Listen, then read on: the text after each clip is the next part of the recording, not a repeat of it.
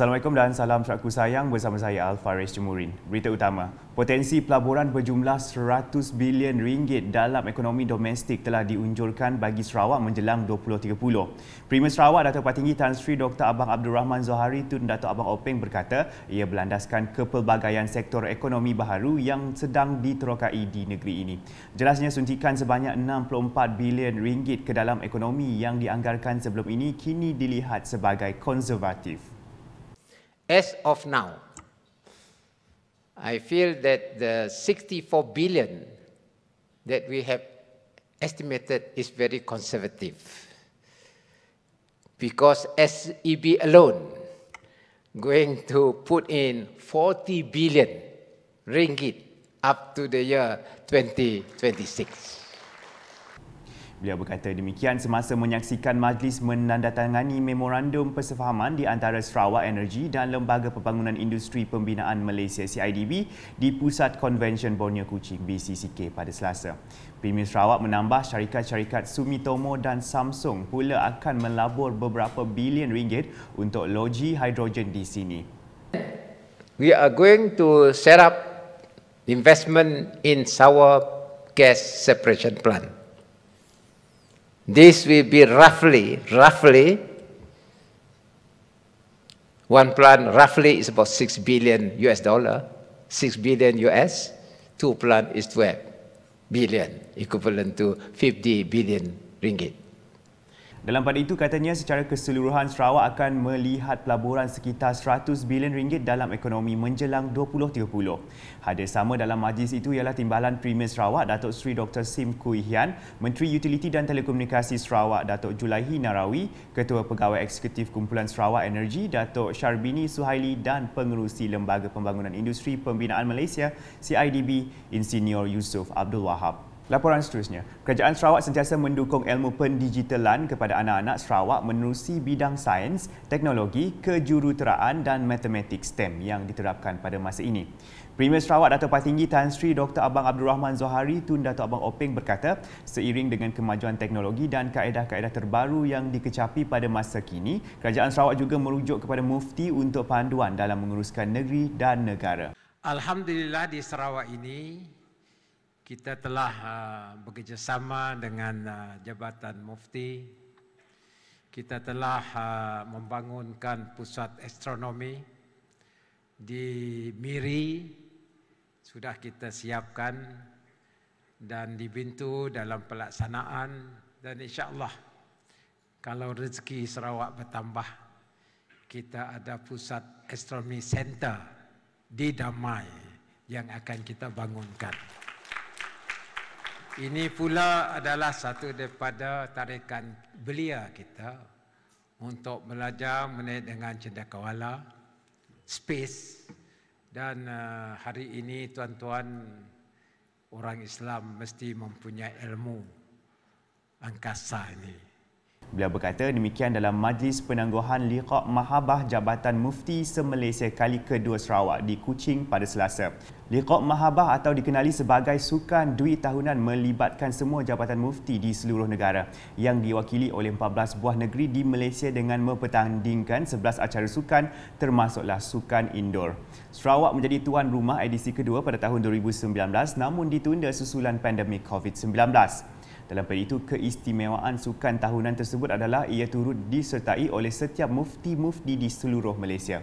Pada malam tersebut menyaksikan Jabatan Mufti Negeri Sarawak merangkul juara keseluruhan manakala Jabatan Mufti Negeri Selangor tempat kedua dan tempat ketiga dimenangi Jabatan Mufti Negeri Sembilan. Turut hadir isteri Premier Sarawak Puan Sri Dato' Amar Jumaani Tun Tuanku Bujang, Speaker Dun Sarawak Tan Sri Dato' Amar Muhammad Asfia, Awang Nasar dan isteri Datuk Fatimah Muhammad Iskandar, yang di-Pertua Majlis Islam Sarawak Datuk Misnu Taha dan isteri Datin Jamilah Said, Mufti Negeri Sarawak Datuk Kipli Yasin dan isteri Datin Zarina Mohamad serta tetamu jemputan yang lain. Berikut pula, Tuan Yang Terutama yang di-Pertua Negeri Sarawak Tun Pehin Sri Abdul Taib Mahmud menerima 2 kunjungan hormat di kediaman rasminya di Demak Jaya, Kuching pada Selasa. Kunjungan hormat pertama adalah daripada Jawatankuasa Induk Pesta Benak Sri Aman 2022 dan diketuai oleh Timbalan Menteri Pendidikan Inovasi dan Pembangunan Bakat 1 Sarawak, Datuk Francis Harden Hollis. Sementara itu, Datuk Francis ketika ditemui media memberitahu tujuan kunjungan hormat tersebut adalah untuk menjemput Tun Pehin Sri Abdul Taib hadir ke majlis penutupan Pesta Benak Sri Aman pada 11 September depan. Katanya Tun Pehin Sri Abdul Taib turut dijadualkan menyempurnakan penyerahan Piala Raja Sungai sempena Pesta Benak Sri Aman 2022. Turut hadir dalam kunjungan hormat itu ialah Timbalan Menteri Pelancongan, Industri Kreatif dan Seni Persembahan Datuk Snodan Lawan, Timbalan Menteri Perdagangan Antarabangsa dan Pelaburan Datuk Malcolm Musin Lamo, Ahli Parlimen Batang Lupa Datuk Sri Rohani Abdul Karim, Adun Bukit Bergunan Datuk Mong Dagang, Adun Lingga Dayang Norazah Awang Sohor dan tetamu kehormat lain. Manakala dalam kunjungan hormat kedua, Tun Pehin Sri Abdul Taib Mahmud menerima kunjungan hormat daripada Jawatankuasa sambutan perayaan Hari Kebangsaan peringkat Sarawak 2022.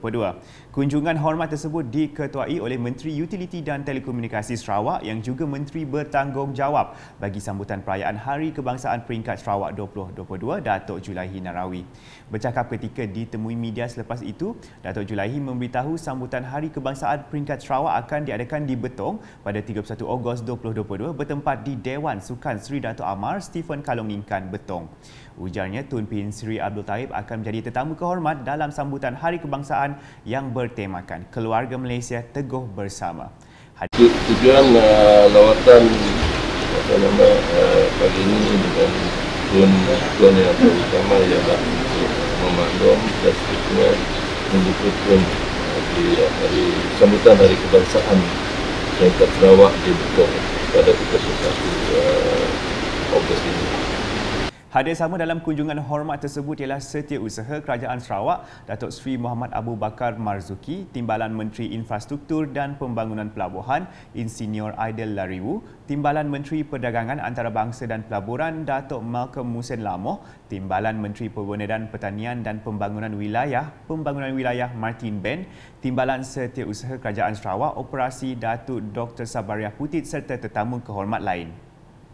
Selanjutnya, Kerajaan Sarawak mahu mengutamakan kemasukan pelancong yang berkualiti ke negeri ini. Menteri Pelancongan, Industri Kreatif dan Seni Persembahan Sarawak Datuk Seri Abdul Karim Rahman Hamzah berkata, ia adalah bagi melindungi khazanah yang ada di negeri ini. Kalau kita lihat program-program yang kita lakukan, promosi yang kita buatkan sebelum ini dan pada masa ini, dia lebih menjurus kepada niche tourism. Special categories of pelancong untuk hadir. Kita tidak mahu terlalu terbuka yang mana ia boleh menyebabkan kehadiran mereka yang mungkin tidak begitu bertanggungjawab kerana kita mahu menjaga khazanah kita. Ramai juga pelancong-pelancong tu kadang-kadang kalau dia masuk dalam gua dia conteng ini, dia bawa batu balik dan sebagainya. Ini boleh menyebabkan kecacatan kepada khazanah kita. Sebab itulah kita mahu kualiti turis, baiknya dari tempatan ataupun daripada luar. Memang itu adalah dasar kita dari dahulu lagi. Beliau berkata demikian kepada media selepas menyempurnakan Hari Integriti Kementerian Pelancongan, Industri Kreatif dan Seni Persembahan Sarawak di Pusat Konvensyen Borneo Kuching BCCK pada Selasa. Di Miri, Kerajaan Sarawak komited meningkatkan kebolehcapaian dan memastikan keselamatan pelayaran di pelabuhan-pelabuhan di negeri ini. Menteri Muda Infrastruktur dan Pembangunan Pelabuhan Datuk Majang Renggi berkata di bawah strategi pembangunan pasca COVID-19 PCDS, Lembaga Pelabuhan Miri akan dibangunkan menjadi gerbang utara ke Sarawak menjelang 2030. Katanya kapal-kapal yang singgah di Terminal Pelabuhan Miri dijangka meningkat. Beliau berkata demikian semasa berucap merasmikan penutupan makmal perintis untuk Lembaga Pelabuhan Miri baru-baru ini. Tambahnya adalah mustahak dan penting bahawa perkhidmatan perintis mesti disediakan dengan menyediakan laluan yang selamat di Pelabuhan Miri. Berikut pula, Konvensyen Kumpulan Inovatif dan Kreatif KIK merupakan satu inisiatif untuk melonjakkan prestasi, kecekapan dan keberkesanan dalam penyampaian perkhidmatan kerajaan. Setiausaha Tetap Kementerian Sumber Asli dan Pembangunan Bandar, Datuk Surveyor Zaidi Mahdi berkata, setiap kementerian, jabatan dan agensi kerajaan Sarawak diwajibkan menyertai konvensyen tersebut. Selain itu, katanya penganjuran program seumpamanya juga dapat menjadi pemangkin atau pendorong untuk lebih banyak pasukan hebat dibentuk, terutama di bawah kementeriannya. Ini adalah bertujuan untuk melonjakkan prestasi, meningkatkan kecekapan dan keberkesanan penyampaian perkhidmatan kerajaan. Penganjuran sebini juga diharapkan akan menjadi pemangkin ataupun pendorong agar lebih banyak pasukan-pasukan KIK yang hebat-hebat diwujudkan di bawah kementerian ini.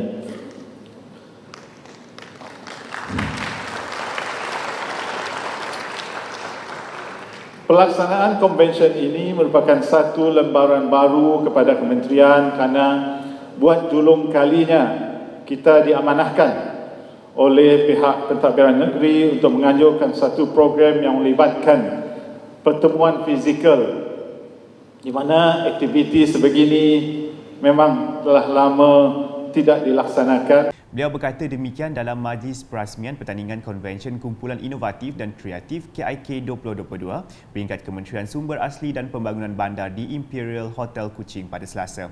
Untuk rekod konvensyen yang bermula dari 16 hingga 18 Ogos itu disertai sebanyak 23 kumpulan yang terdiri daripada wakil jabatan dan agensi di bawah seliaan Kementerian Sumber Asli dan Pembangunan Bandar. Dalam pada itu, Datuk Surveyor Zaidi optimis bahawa menerusi penganjuran konvensyen ini, penjandaan idea baharu melalui pembentangan kumpulan KIK akan menyelahkan inovasi dan impak positif dalam penyampaian perkhidmatan masing-masing. Tambahnya, ia juga bertepatan dengan tema konvensyen di peringkat kementerian iaitu Inovasi Nadi, Kecemerlangan Perkhidmatan Awam. Bagi memastikan penghasilan inovasi yang dibuat kekal berterusan, penganjuran KIK ini tidaklah harus dilihat sebagai satu pertandingan dan acara tahunan semata-mata.